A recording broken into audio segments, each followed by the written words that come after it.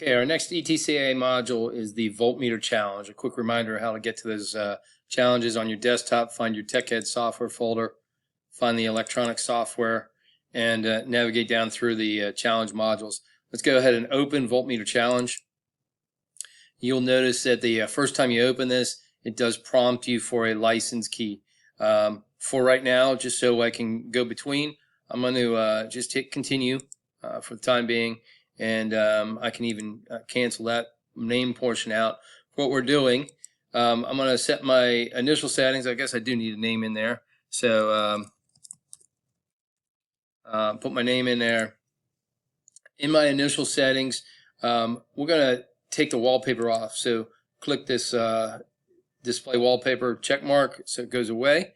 And then let's go back here and continue. And the reason we did that is I want to see the screen behind here.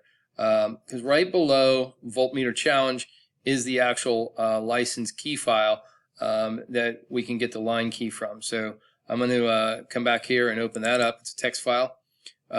Scroll down. We have a 2-line key, just like we did on basic circuits. And so we're going to copy these line by line. And it is literally a copy paste, a Control C, Windows copy of our first line. And then I can go back to my learning module itself. Let's see, we'll come down here. In the learning module, it says enter license key. So we have a 2-line key. The name that we copied is going to be pasted there. And then I need the actual code itself. So I'm going to go back to that text file. And I'm going to copy that second line. And so I highlight the whole thing. Copy that. Control C, Windows copy. And get back to our line key, Control V, and then go ahead and hit continue. If we did everything properly, this should prompt us that we're good and it's been accepted, and we can go ahead and exit. So it says key accepted, thank you, and exit.